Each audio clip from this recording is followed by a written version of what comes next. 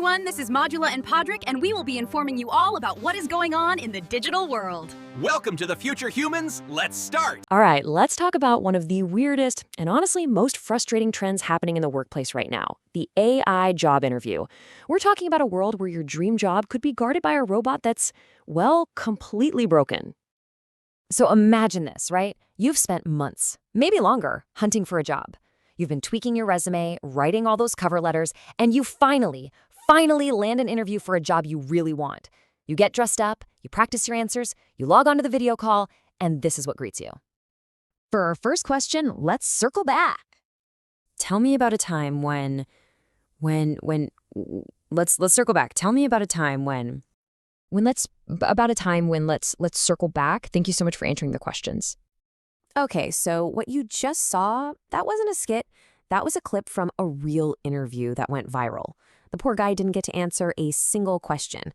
But trust me, what happened after the call is where the story gets truly bizarre. So about an hour after that glitched out mess, he gets a rejection email. First off, it's addressed to Henry, which is not his name. Then the email, which was clearly spit out by an AI, starts praising his wonderful energy and his passion for storytelling, things he literally never got a chance to show because the conversation never happened. It's a completely made-up review of an interview that didn't exist. And look, as wild as that story is, it's not just some random, one-off technical screw-up. It's actually a perfect window into a really flawed trend. Companies trying to outsource one of the most human parts of doing business to some very, very broken bots. Seriously, the internet is just filled with these horror stories now. We've seen an AI that got stuck in a loop, just repeating the word plotties over and over. There was another one that actually congratulated a candidate for being keen and smart enough to figure out they were talking to an AI. And my personal favorite, a case where two AIs got so confused they just started interviewing each other. You can't make this stuff up. And get this. This is a direct quote from one of those AI interviewers. Two of these bots were talking to each other, and one just confidently states, "Monday rhymes with book." Just think about that for a second. This is the level of logic that some companies are actually trusting to decide who gets hired. Which, of course, brings us to the biggest question in all of this. If this technology is so bad, so glitchy, and so frustrating for people, why on earth are companies even using it? So why are they doing it? Well, you probably won't be surprised to hear what this all comes down to: making things cheaper and faster. It's all about efficiency and money. This is the sales pitch from a company called Apriora, one of the software makers behind these bots. They market their product as a better way to interview. But you have to ask, better for who exactly? Well, here's your answer. On their website, they actually boast that using their AI interviewer is 93% cheaper than having a human do it. I mean, think about it. You can replace a whole chunk of your HR department with a bot that doesn't need a salary or benefits or even a coffee break.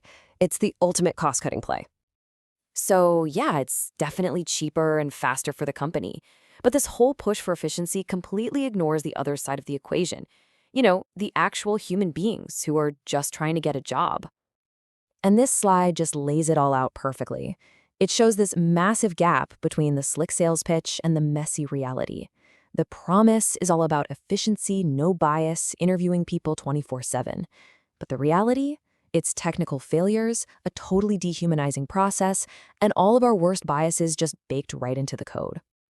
So let's really dig into the human cost here, because the consequences go way beyond just a weird or frustrating interview. I mean, we all know applying for jobs is already emotionally draining, right?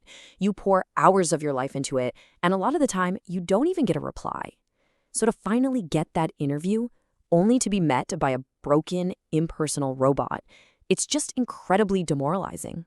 It basically sends a message that the company doesn't value you enough to have a real person talk to you. And what about that whole promise of removing bias? Yeah, about that. This is a quote from a female software developer.